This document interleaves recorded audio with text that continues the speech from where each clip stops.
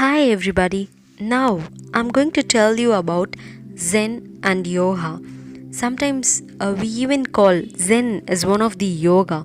So I'm going to tell you what is yoga and what is Zen. Let me relate it. The word Zen comes from the Sanskrit word Dhyan. Gautama, the Buddha taught Dhyan. Bodhidharma carried Dhyan to China, where it became Chan. This Chan went further down into Far East Asian countries, where it became Zen. Zen is one form of spiritual path which has no scriptures, books, rules, or particular practices, nothing. It is an uncharted path. It is not very different from what yoga is. It is just yoga. What we call yoga, they call Zen.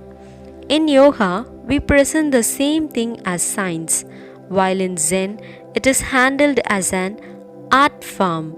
To appreciate art, you need to be evolved in a certain way, but everyone can enjoy the fruits of science.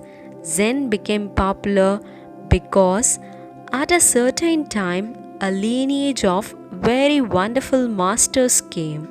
It was a miracle that for about 4 to 5 centuries, continuously, a series of very extraordinary masters came, because of whom Zen has taken on a different kind of quality. It has taken on a different dimension by itself simply because of the series of masters who came. Each one evolved Zen in their own way and taught or transmitted it in their own unique way. Probably once in an eternity, such a lineage happens. Dozens of fully enlightened masters came and created wonderful methods of transmitting this knowledge, which cannot be repeated again. If you repeat it, then Zen is meaningless. Zen is something that happens spontaneously.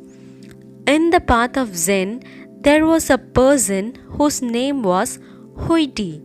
He never taught Zen to anybody, but he was known as a master. Everybody respected him as a Zen master, but he never had any teachings to give. He carried a huge bag on his shoulders.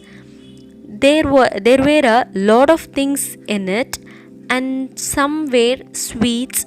So, in every town and village, he went to children. They will gather around him, and he would distribute sweets and then leave. That's all. People would come and ask for teachings. He would just laugh and walk away. One day, another Zen master, Banin, who was a great repute, came and met Huiti. He wanted to know whether Huiti was really in Zen or not. So he asked him, "What is Zen?"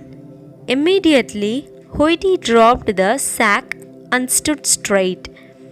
And then he asked, "What is the goal of Zen?" Huiti took the sack on his shoulders and walked away. This is what yoga is also about. That is what every spiritual sadhana is about. When you want to attain to yoga or Zen or whatever you call it, you have to drop your load, discard everything that is on the way, remain free, and stand up straight. This is important.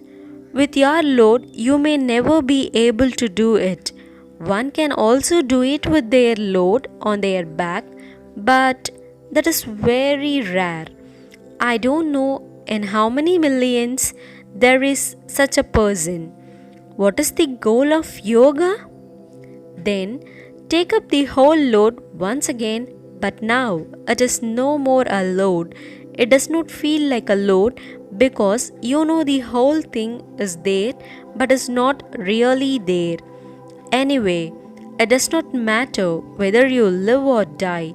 Tomorrow morning, if all of us disappear from this planet, it really does not make any difference. Oh, if I disappear, what will happen to my children? What will happen to this or that? So many things are there, isn't it? But really, it does not matter. Nothing will happen.